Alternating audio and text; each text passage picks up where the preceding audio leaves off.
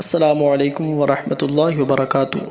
ناظرین اکرام، امید کرتا ہوں کہ آپ سب خیریت و عافیت سے ہوں گے۔ ایسار وظیفے میں آپ کا سواگت استقبال ہے۔ ہم دل سے شکر گزار ہیں کہ آپ اس چینل پر تشریف لے کر آئے۔ آج ہم جانتے ہیں سورہ یاسین کے بارے میں۔ سورہ یاسین پڑھنے اور سننے کے فائدے، یعنی سورہ یاسین پڑھ سکتا ہے کوئی انسان تو پڑھ لے، نہیں پڑھ سکتا تو صرف ایک مرتبہ سن لے تو انشاءاللہ تبارک و تعالی اس کی جو دلی آرزو ہوگی، دل کی جائز تمنا ہوگی، اللہ تبارک و تعالی اس کو پورا عطا فرمائے گا۔ سب سے پہلے ہم یہ سمجھتے ہیں کہ اللہ کے نبی صلی اللہ علیہ وسلم کے فرمان کے مطابق سورہ یاسین کی کتنی بڑی فضیلت ہے، کتنے فضائل ہیں، کتنی برکات ہیں، کتنے پڑھنے اور سننے کے بے شمار اس کے فائدے ہیں۔ اس کے بارے میں اللہ کے نبی صلی اللہ علیہ وسلم کی حدیث شریف ملتی ہے، حدیث شریف، اس میں جناب رسول اکرم صلی اللہ علیہ وسلم نے ارشاد فرمایا کہ تحقیق ہر چیز کے لیے ایک دل ہے، اور قرآن کریم کا دل سورہ یاسین ہے، اور جو شخص سورہ یاسین ایک مرتبہ پڑھتا یا لکھتا یا سنتا ہے تو اللہ تبارک و تعالی اس کو 10 کامل کلام مجید پڑھنے کا، اگر پڑھتا ہے تو پڑھنے کا، سنتا ہے تو سننے کا، اور لکھتا ہے تو لکھنے کا، چھوتا ہے تو چھونے کا، اللہ تبارک و تعالی اس کو ثواب عطا فرماتا ہے۔ اور کوئی بندہ اگر پریشان ہے، اس پریشانی سے نجات کے لیے چاہتا ہے پڑھے تو اللہ تبارک و تعالی سورہ یاسین کی فضیلت و برکت سے اس کی تمام پریشانیوں کو دور عطا فرماتا ہے، اس کے کاروبار میں برکت و ترقی عطا فرماتا ہے، رزق میں بے شمار برکتیں عطا فرماتا ہے، رزق میں زیادتی عطا فرماتا ہے، یعنی اس کی تمام پریشانیوں کو دور فرما کر اللہ تبارک و تعالی اس کے ہر جائز کام میں کامیابی عطا فرماتا ہے۔ اگر وہ یوں کہیے کہ کسی بھی کام میں اپنے ہاتھ کو لگاتا ہے تو اللہ اس کام میں اس کو فتح عطا فرماتا ہے، اور کوئی اگر بیمار ہے تو وہ سورہ یاسین پڑھے یا سنے تو اللہ تبارک و تعالی ایسے شخص کو شفائے کاملہ عاجلہ عطا فرماتا ہے۔ اور کوئی بندہ اگر بلاؤں میں بباؤں میں گھرا ہوا ہے اور وہ زیادہ سمے سے پریشان ہے، اس کے گھر میں برکت نہیں ہو رہی، جنات، شیاطین یا جو بھی جن بھوت آسے وغیرہ مسان، کسی بھی طریقے کی کوئی پریشانی بلا ببا ہے اس میں گھرا ہوا ہے، اور وہ چاہتا ہے کہ میں اس سے نکلوں، تو روزانہ وہ صبح شام یا ایک مرتبہ دن میں کسی ایک وقت میں سورہ یاسین کو پڑھے یا سنے تو انشاءاللہ تبارک و تعالی جس جگہ پر پڑھا یا سنا جائے گا اللہ اس جگہ سے تمام شیاطین کو دفع فرمائے گا۔ اور سورہ یاسین پڑھنے کی برکتیں اور سننے کی برکتیں یہ ہیں کہ اگر آپ اپنی دکان میں پڑھتے ہیں تو دکان جس جگہ پر ہوگی اس جگہ پر پڑھتے ہیں یا سنتے ہیں تو اللہ تبارک و تعالی دکان میں برکت عطا فرماتا ہے، یعنی اس کے دکانوں کی گراہکوں کی لائن لگ جاتی ہے، دکان میں اس کو خوب ترقی ملتی ہے اور برکت ہوتی ہے اس کے کام میں کاج میں، پیسے میں بھی برکت ہوتی ہے، رزق میں برکت ہوتی ہے، گھر میں برکت ہوتی ہے، کھیت کھلیان میں، سب میں اللہ تبارک و تعالی خوب برکتیں عطا فرماتا ہے۔ یعنی اللہ تبارک و تعالی اس سورہ کی برکت سے یوں کہیے کہ اگر کوئی انسان ناراض ہے اس کے لیے پڑھ کر دم کر کے پلائے تو اللہ تبارک و تعالی اس کی اس ناراضگی کو دور فرما کر اس میں آپس میں اتفاق و اتحاد، دلی محبت پیدا فرماتا ہے، یعنی اللہ تبارک و تعالی اس کی تمام پریشانیوں کو دور فرما کر اللہ ہر بلا ببا سے اس کی حفاظت عطا فرماتا ہے۔ اللہ تبارک و تعالی نے قرآن عظیم میں سورہ یاسین جو ہے وہ 22 پارے پر ہے، اور یہ سورہ یاسین جو ہے سورہ مکی ہے۔ اللہ کے نبی صلی اللہ علیہ وسلم نے اس کی بہت ساری فضیلت بتائی ہے۔ ایک فضیلت یہ بھی ہے، اللہ کے نبی صلی اللہ علیہ وسلم ارشاد فرماتے ہیں کہ اپنے مرنے والے مردوں، یعنی جو بندہ آپ کا مرغے قریب ہے، یعنی نزا کے وقت میں ہے، قریب میں ہے، اس بندے کے پاس پڑھو، اس کی روح آسانی سے نکلے گی۔ اس وقت میں اللہ 10 فرشتوں کو نازل فرمائے گا، اور وہ فرشتے اس کے لیے آسانی کی دعا کریں گے، دعائے مغفرت کریں گے، اس کی نماز جنازہ پڑھیں گے اور اس کے جنازے میں ساتھ چلیں گے۔ تو اس لیے آپ سے یہ گزارش ہے کہ سورہ یاسین پڑھیں اور سنیں۔ اگر نہیں پڑھ سکتے تو صرف سن لیجئے، اور سن کر اس سے آپ بھی فائدہ اٹھائیے، اپنے دوست احباب کو بھی شیئر کیجئے، اور چینل پر نئے ہیں تو چینل کو سبسکرائب لازمی کر دیں، اچھی ویڈیو کو صدقہ جاریہ سمجھ کر شیئر کریں۔ چلیے اب ہم پڑھتے ہیں، آپ سماعت کیجئے سورہ یاسین۔ اعوذ باللہ من الشیطان الرجیم، بسم اللہ الرحمن الرحیم، ياسين والقرآن الحكيم إنك لمن المرسلين على صراط مستقيم تنزيل العزيز الرحيم لتنذر قوما ما أنذر آباؤهم فهم غافلون لقد حق القول على أكثرهم فهم لا يؤمنون إنا جعلنا في أعناقهم أغلالا فهي إلى الأذقان فهم مقمحون وجعلنا من بين أيديهم سدا ومن خلفهم سدا فأغشيناهم فهم لا يبصرون وسواء عليهم أأنذرتهم أم لم تنذرهم لا يؤمنون إنما تنذر من اتبع الذكر وخشي الرحمن بالغيب فبشره بمغفرة وأجر كريم إنا نحن نحيي الموتى ونكتب ما قدموا وآثارهم وكل شيء أحصيناه في إمام مبين واضرب لهم مثلا أصحاب القرية إذ جاءها المرسلون إذ أرسلنا إليهم اثنين فكذبوهما فعززنا بثالث فقالوا إنا إليكم مرسلون قالوا ما أنتم إلا بشر مثلنا وما أنزل الرحمن من شيء إن أنتم إلا تكذبون قالوا ربنا يعلم إنا إليكم لمرسلون وما علينا إلا البلاغ المبين قالوا إنا تطيرنا بكم لئن لم تنتهوا لنرجمنكم وليمسنكم منا عذاب أليم قالوا طائركم معكم أئن ذكرتم بل أنتم قوم مسرفون وجاء من أقصى المدينة رجل يسعى قال يا قوم اتبعوا المرسلين اتبعوا من لا يسألكم أجرا وهم مهتدون وما لي لا أعبد الذي فطرني وإليه ترجعون أتخذ من دونه آلهة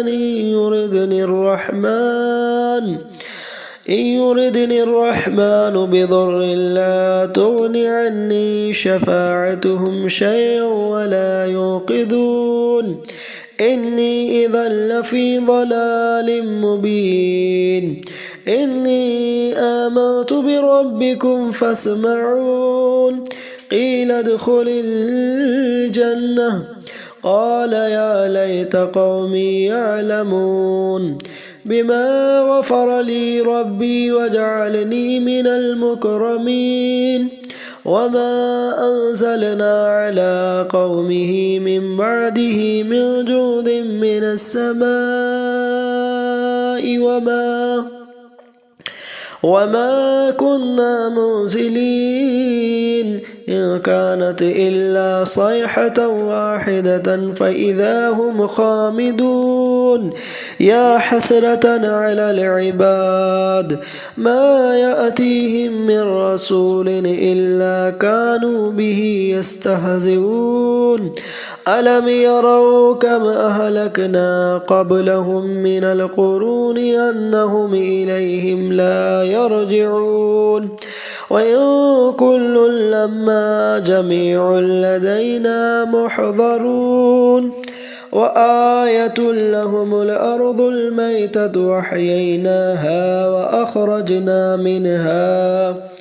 منها حبا فمنه يأكلون وجعلنا فيها جنات من نخيل وأعناب وفجرنا فيها من العيون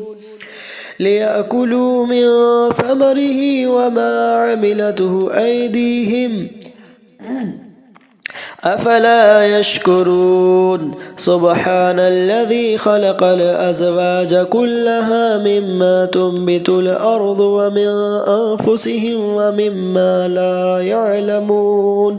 وآية لهم الليل نسلخ منه النهار فإذا هم مظلمون والشمس تجري لمستقر لها ذلك تقدير العزيز العليم والقمر قدرناه منازل حتى عاد كالعرجون القديم لا الشمس ينبغي لها أن تدرك القمر ولا الليل سابق النهار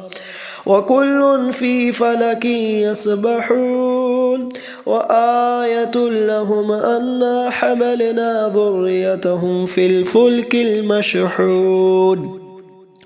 وخلقنا لهم من مثله ما يركبون وإن نشأ نغرقهم فلا صريخ لهم ولا هم ينقذون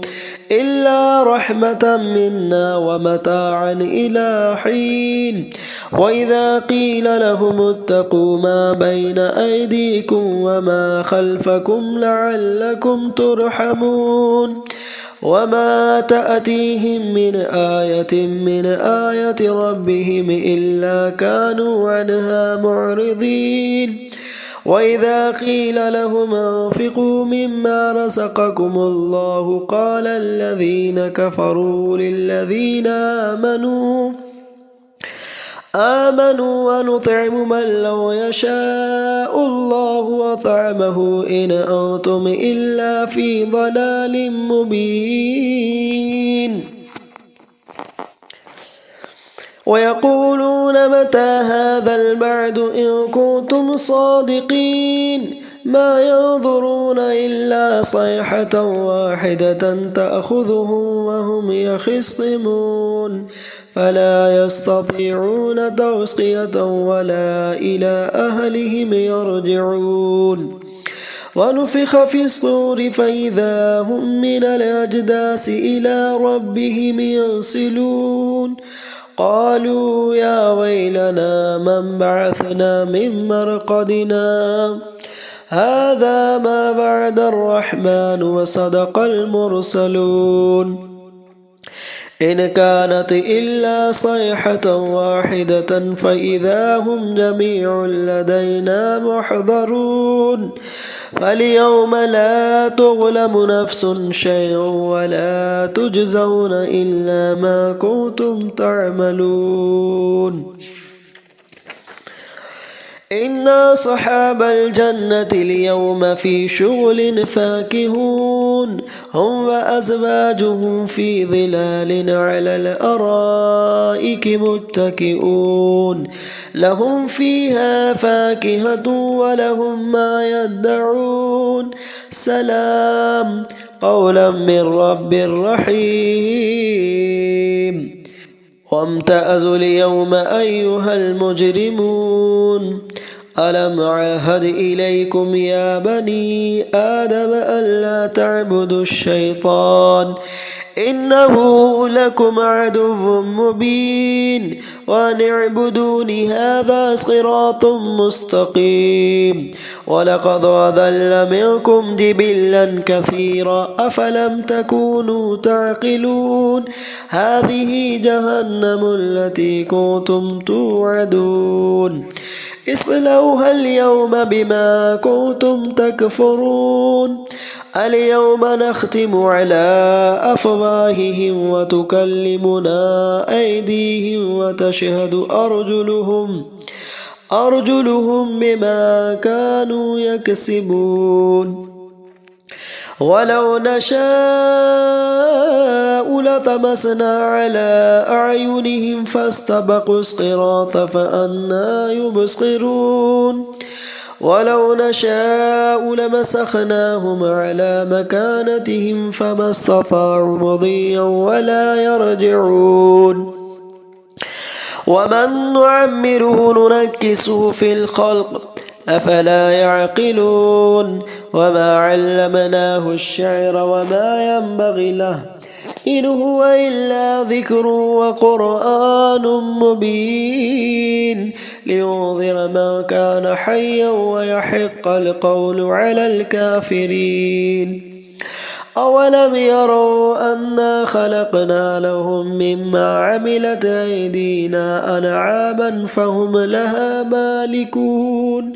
وذللناها لهم فمنها ركوبهم ومنها يأكلون ولهم فيها منافع ومشارب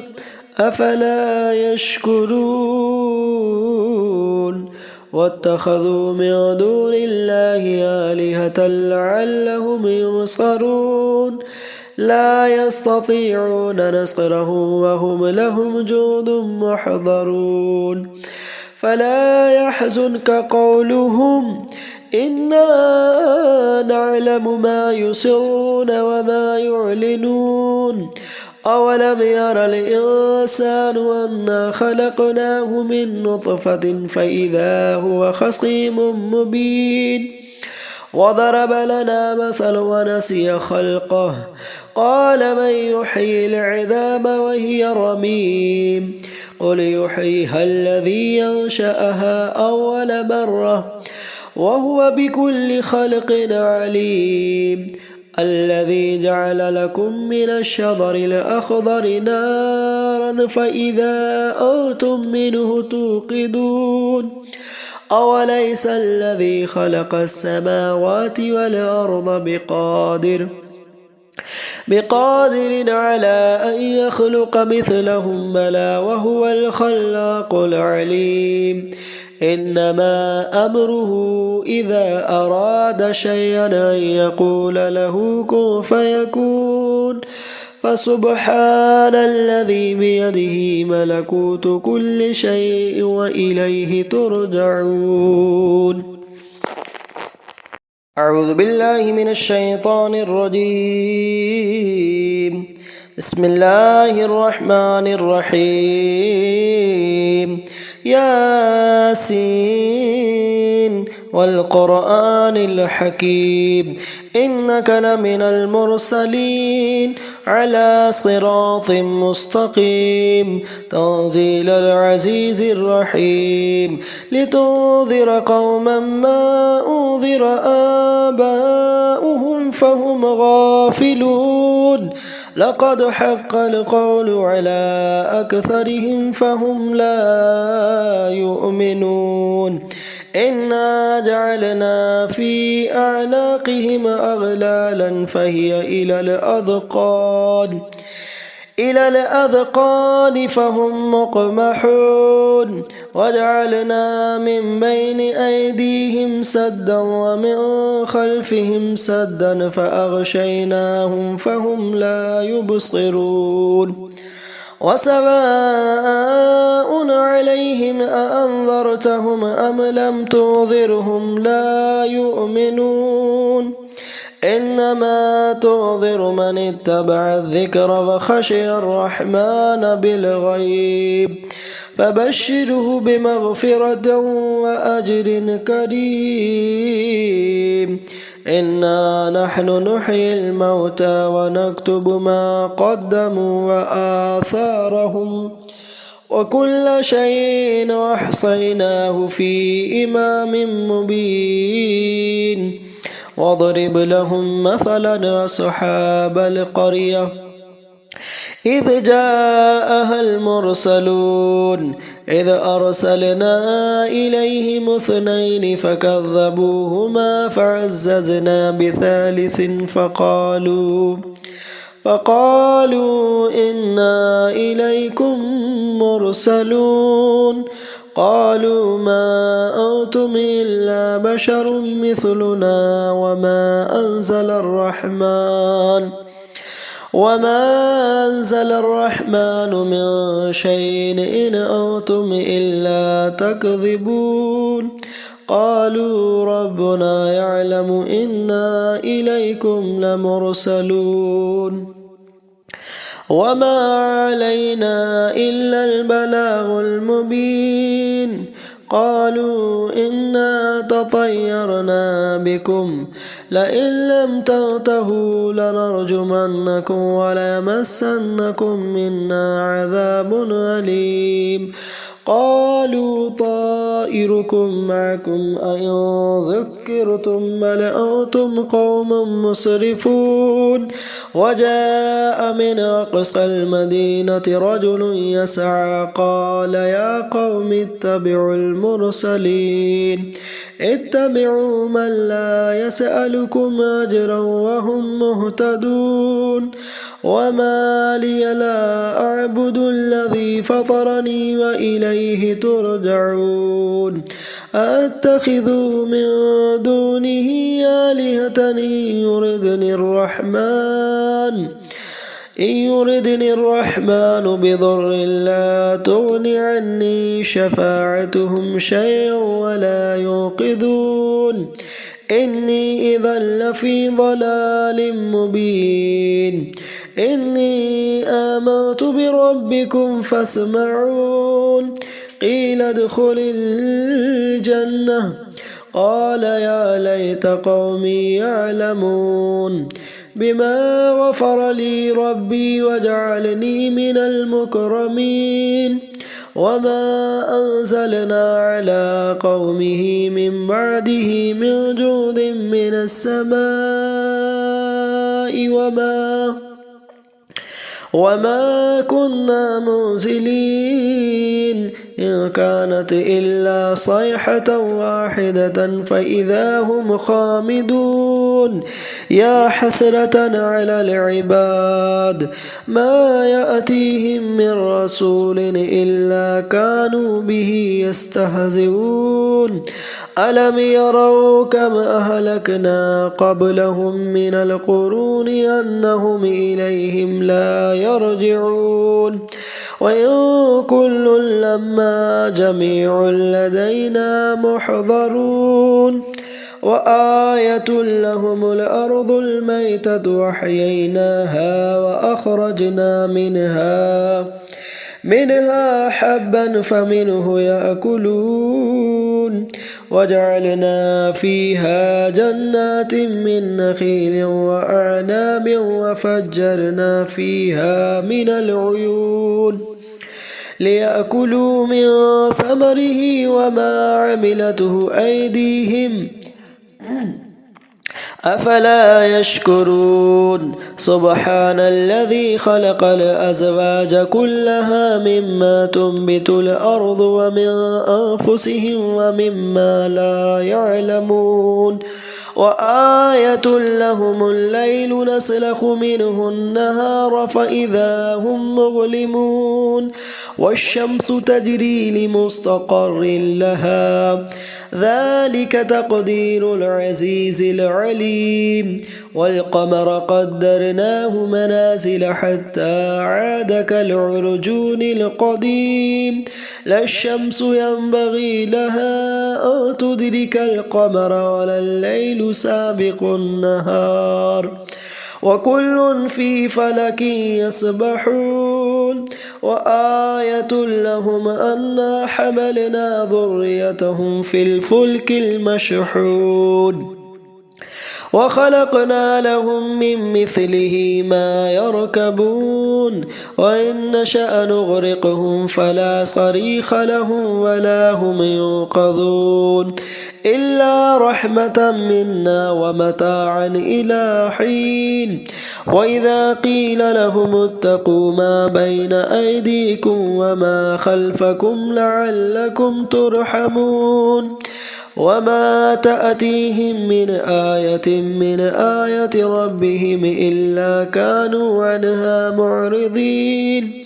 وإذا قيل لهم انفقوا مما رزقكم الله قال الذين كفروا للذين آمنوا